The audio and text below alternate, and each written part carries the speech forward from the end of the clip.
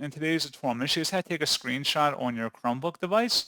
So this should hopefully be a pretty straightforward process, guys. And without further ado, let's go ahead and jump straight into it. So all you have to do is open up your Chromebook, laptop, or tablet, and then you want to go and select the system tray down the bottom right.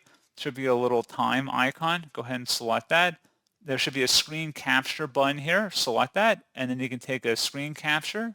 You can also take a video of the screen too if you want to do a screen recording. And then once you're done selecting the area you want to take a screenshot of, select capture, and then it will copy it to your clipboard. You can copy and paste it or search in V key combinations to paste it somewhere else. You can also edit it as well, and then you can save it elsewhere on your computer. So pretty straightforward process on that, guys. And as always, thank you for watching. I do hope that I was able to help you out, and I do look forward to catching you all in the next tutorial. Goodbye.